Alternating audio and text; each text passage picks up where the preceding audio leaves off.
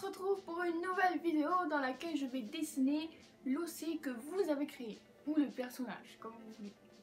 Donc il y a une semaine, je vous ai demandé de me dire des caractéristiques pour créer un personnage, donc c'est ce que vous avez fait et vous avez fait ça en grand nombre. Donc ça va expliquer un peu pourquoi le personnage est si what the fuck. Voilà. Sinon, il faut vraiment que vous restiez jusqu'à la fin de la vidéo parce que je vais vous mettre au défi de faire quelque chose qui va pouvoir vous offrir la chance de voir un de vos dessins dans une de mes vidéos. Voilà. Donc, s'il vous plaît, restez jusqu'à la fin pour qu'il y ait assez de participants ou alors faites juste avancer jusqu'à la fin si ça vous saoule à un moment donné la vidéo. Ok? Donc voilà, j'espère que ça vous plaira et sur ce, c'est parti! Alors je vais commencer par vous montrer les caractéristiques que vous m'avez imposées. Donc ça devait être une fille avec les yeux verrons, donc vert et rouge en l'occurrence, qui a les cheveux blancs et noirs, une cicatrice sur l'œil, qui a un look androgyne et aussi gothique, qui a du sang royal, qui est mi-humaine, mi-renard, qui est aussi elfe et démon, qui a plusieurs yeux, qui est possédée mystérieuse, qui est aussi vampire et qui a des cornes. Voilà, merci d'avoir pris des critères qui n'ont aucun lien ensemble pour faire un personnage bien what the fuck. Alors maintenant, je vais vous raconter un peu l'histoire de Éléanore de la Chapelle.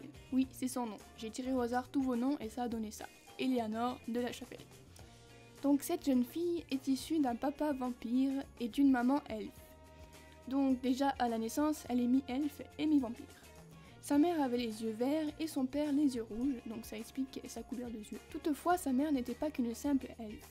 Elle était aussi la dernière descendante d'un peuple disparu qui avait la mystérieuse capacité de se transformer en renard quand il le voulait. Et là encore, elle n'est pas issue d'une simple famille de ce peuple-là, elle est issue de la famille royale. Donc Éléanore, en plus d'être mi-vampire et mi-elfe, a du sang royal d'un peuple disparu qui peut se transformer en renard quand il le veut. Malheureusement, son père étant un vampire, il doit obéir aux lois des vampires. Et il y a effectivement une loi qui stipule que les vampires n'ont pas le droit de se reproduire avec autre chose que des vampires. Et malheureusement, le père a fait une erreur puisqu'il a procréé avec une elfe. Voilà. Donc il va être puni pour ça et le conseil des vampires va décider de s'attaquer à sa pauvre petite fille.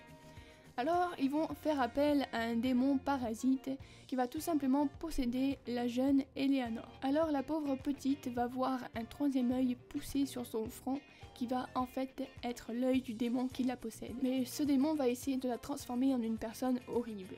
Voilà, c'est vraiment la pire punition pour des parents quoi. Donc elle se retrouve à être une mi-elfe, mi-vampire avec du sang royal d'un peuple qui peut se transformer en renard et à la fois elle est habitée par un démon. Donc plus elle va grandir et plus elle va avoir les signes qu'elle est possédée, c'est-à-dire qu'elle va commencer à avoir des cornes de démon qui vont lui pousser sur la tête.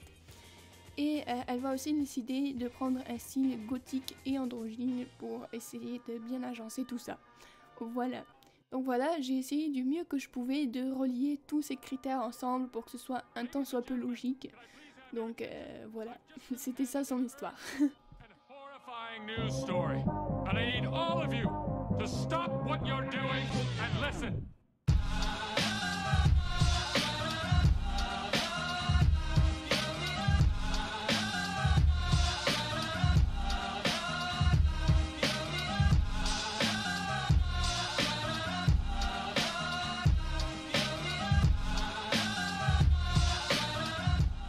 Et c'est maintenant l'heure du défi que je vous lance. Alors en gros, vous allez devoir faire à peu près la même chose que moi, mais différemment.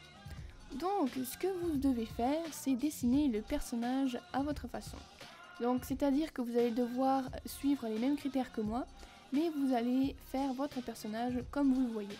C'est-à-dire pas de copiage sur le mien, il faut vraiment que ce soit différent du mien. Voilà. Et du côté de l'histoire, vous pouvez inventer une histoire complètement différente de la mienne, comme ça va faire des rendus très intéressants et ça va pouvoir faire en sorte qu'on puisse se plonger dans plein d'univers différents si vous êtes vraiment plein d'imagination. Voilà. Donc la seule règle c'est vraiment de respecter tous les critères et c'est seulement les dessins qui respecteront ça qui seront retenus. Voilà. Donc concernant les délais, vous avez jusqu'au 4 novembre pour m'envoyer vos dessins. Donc en gros toutes les vacances. Et je posterai la vidéo la semaine du 5 novembre. Voilà. Donc maintenant pour m'envoyer vos dessins c'est très simple, il y a tous mes réseaux sociaux dans la barre de description, mais je vais quand même prendre le temps de les énumérer ici pour que ce soit bien clair. Alors tout d'abord, il y a mon adresse email corayami.dupuis@gmail.com. Donc c'est très simple, vous m'envoyez votre photo et puis voilà. Vous avez aussi ma page Facebook Anatea Manga, mon compte Twitter qui est aussi Anatea Manga, mon compte Instagram qui est aussi Anatea Manga et mon Snapchat qui doit sûrement aussi être Anatea Manga. Et par contre sur Snap, ne m'envoyez pas vos dessins en Snap, mais envoyez-les-moi en photo dans les chats s'il vous plaît. Et s'il vous plaît, essayez de rendre votre dessin bien visible. Ne faites pas des photos dans des endroits sombres parce qu'on va juste pas voir les détails de votre dessin. Et malheureusement ces dessins-là, je ne les prendrai pas parce qu'on pourra pas bien voir. Donc voilà. Alors sur ce, c'est tout et j'espère que vous serez nombreux à participer. Et puis pour cette vidéo, j'espère que vous l'avez aimée et que vous serez nombreux à commenter, à aimer et à vous abonner.